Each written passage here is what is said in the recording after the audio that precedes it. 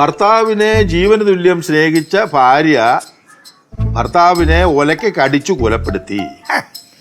ജീവന് തുല്യം സ്നേഹിച്ച ഭാര്യയാണ് ഒലയ്ക്ക് അടിച്ചു കൊല്ലണത്. വായിക്കാ, നീ കേക്ക്.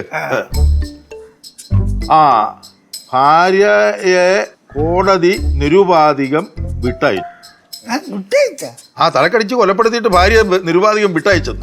അതെന്തൊരു കോടതി? ഞാനും നോക്കട്ടെ. ചുമ്മാതല്ല, ഇത് 2-3 വർഷം മുമ്പ് നടന്ന സംഭവാ. ഇപ്പോഴാ വിധിയായത്. എന്നാൽ പ്രതിമാസം 10,000 രൂപ വെച്ച് ഭാര്യയ്ക്ക് കൊടുക്കാൻ സർക്കാരിനെ കോടതി ചുമതലപ്പെടുത്തി.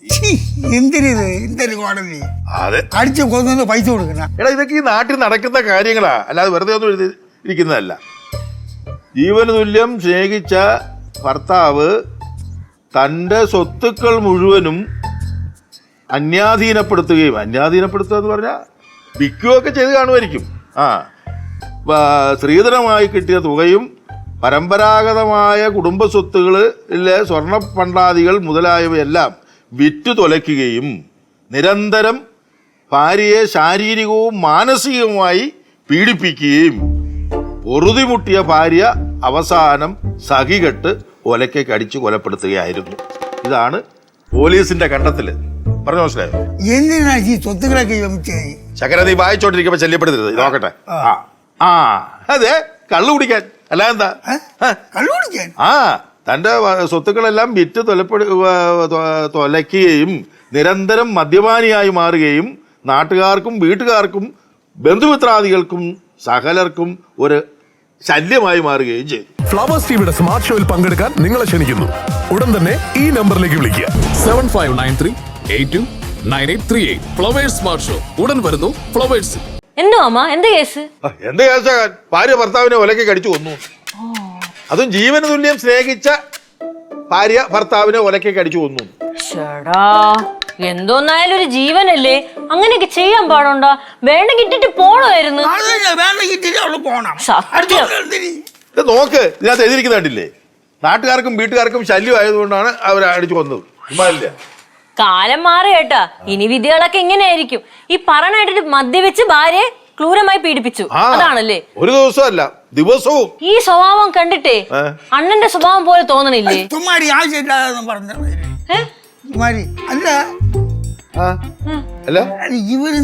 അടിച്ചു കൊന്നെന്നാണ് ഞാൻ ആലോചിക്കുന്നത്. എന്തിന്? അമ്മാതിരി ഉപദ്രവമായിരുന്നില്ലേ?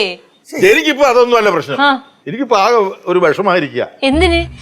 എന്റെ കാര്യം ഓർത്തിട്ട് ഈ വാർത്ത എങ്ങാനും ആ തങ്കം എങ്ങാനും കണ്ടാലത്തെ സ്ഥിതി എന്താകുമെന്ന് ഞാൻ ഇനിയിപ്പോ ഒരൊറ്റ കാര്യമുള്ളൂ, ആരിനായിട്ട് ഇവൻ കാല് കുത്തരുത്. പിന്നെ നെയ്യാറ്റിൻകരയ്ക്ക് പോരുക, അവിടെ അങ്ങനെ നിക്കുക. അവരുടെ കാര്യം ഇനി അന്വേഷിക്കുകയേ വേണ്ട. കിട്ടുന്ന വല്ലതും ഉണ്ടെങ്കിൽ അന്നേരം അപ്പഴപ്പോ കൊണ്ട കൊടുക്കുക, ഒന്നും മിണ്ടാതെ ഇറങ്ങി പോരുക. അതല്ല മാമ ഞാൻ ആലോചിക്കണേ, ഈ നെയ്യാറ്റിൻകര ആണെങ്കിലും ചേച്ചിക്ക് അറിയാലോ, അവിടെ വന്ന് തലക്കിട്ട് അടിച്ച് എന്ത് ചെയ്യും? അങ്ങനെ ഒരു കാര്യം ഉണ്ടല്ലോ. ഇനിയിപ്പോ അതിനെന്ത് ചെയ്യും? എന്ത് ചെയ്യും? ഒരു കാര്യം പറയട്ടാ, മാസം 10,000 രൂപ വെച്ച് കൊടുക്കാൻ നോക്കി. ഞാൻ എവിടുന്ന് കൊടുക്കാൻ? കൊടുത്തില്ലെങ്കിൽ അണ്ണന്റെ കാര്യം അതോടെ തീർന്നു. കോഫി എനിക്ക് കാപ്പിയൊന്നും വേണ്ട. ഉങ്ങൾക്കില്ല, അച്ഛനുക്ക്. എനിക്ക് കാപ്പിയൊന്നും വേണ്ട. நானே போட்ட ஸ்பெஷல் காஃபி நீங்க தான் குடிக்கணும். എന്ത് സ്പെഷ്യൽ ആയാലും എനിക്ക് വേണ്ട. ஐயோ, நீங்க குடிக்கணும். நான் சொன்னா நீங்க குடிச்சுதான் ஆகணும். குடிங்க. വേണ്ട. അണ്ണൻ കാപ്പി കുടിക്കില്ലെന്ന്. அது அம்மா என்கிட்ட சொன்னாங்க, அச்சன் காஃபி குடிக்க மாட்டாருன்னு. ஆனா இந்த காஃபி அச்சன் குடிச்சா காஃபியே தான் குடிப்பாருன்னு அம்மா சொன்னாங்க. அச்சா குடிங்க அச்சா. നീ തന്നെ കുടിച്ചാ മതി. എന്തോന്നാ മാമ ഇത്ര നിർബന്ധിക്കണല്ലേ, കുടിക്കണം. அச்சா, இது வந்து நானே போட்ட ஸ்பெஷல் காஃபி, நல்லா கட்டியா இருக்கும். ப்ளீஸ் குடிங்க அச்சா. நீங்க இனி குடிக்கலைன்னா நான் பிணங்கும், அவ்வளவுதான். நீ பிணங்கி அங்க வீட்டுல கஞ்சி ஆகுதாரி. அச்சா, எங்கிட்ட கொஞ்சமாவது பாசம் இருந்தா குடிங்க. സ്നേഹവും കോഫിയും തമ്മിൽ യാതൊരു ബന്ധവുമില്ല, കുടിക്കില്ല. அப்படின்னா நான் இது யாருக்கும் கொடுக்க மாட்டேன். நான் இதை எடுத்து ஊத்த போறேன், அவ்வளவுதான்.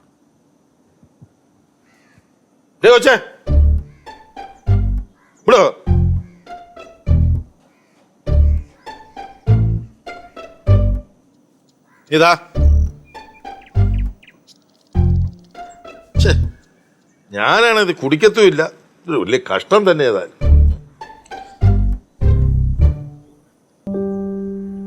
കൈപ്പുണ്ട അണ്ണ കൈപ്പുണ്ട എടാ ശങ്കര, ഇത് കൊള്ളാമല്ലോ, ഇത് കൊള്ളാമല്ലോ മോളെ. அதுதான் நான் சொன்னேன் என்னோட ஸ்பெஷல் காஃபின்னு.